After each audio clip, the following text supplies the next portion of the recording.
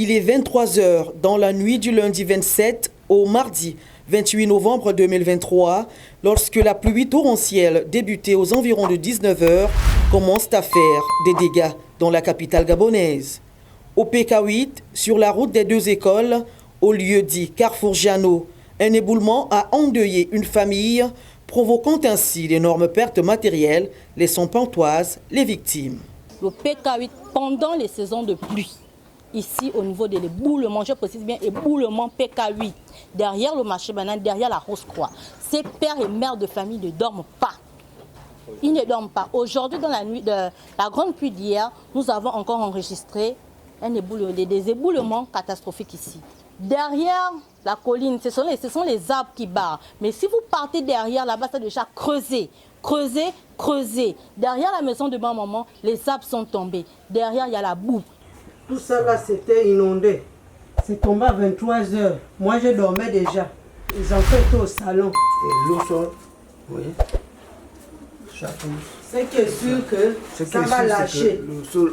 Le sol, même le milieu de... Là, c'est parce que, tu vois, la fenêtre est bloquée avec la... Il y a la forêt là, ils ont filmé des gens en haut. La forêt là derrière. Ouais, le bilan de cette catastrophe naturelle est lourd, avec la disparition d'une jeune femme violemment arrachée à l'affection des siens, ainsi que des concessions et plantations endommagées.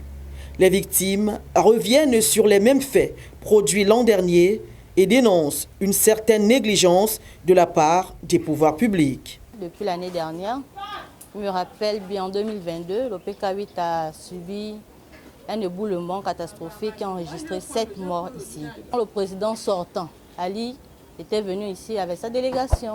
Le 13 novembre 2022, il a reçu les membres du collectif du PK8 au palais, où il les avait promis de reloger ces personnes vu l'état d'urgence. Si les membres du CTRI ne prennent pas leur disposition dès maintenant, nous allons enregistrer des catastrophes ici au niveau du PK8. Voici l'exemple, nous avons encore perdu un révérend dans l'éboulement. Je ne sais pas si on attend que ces mères et pères de famille puissent périr dans l'éboulement pour voir la situation du PK8, que c'est un état d'urgence. On en a marre.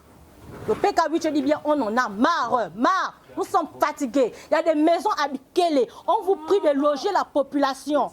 La situation aurait pu être pire avec le renversement de cette installation à haute tension, évitée de justesse, qui aurait embrasé tout le quartier. Jusqu'à quand des innocents vont continuer à payer de leur vie juste pour avoir habité une maison sur un terrain non viabilisé? Peut-on se demander?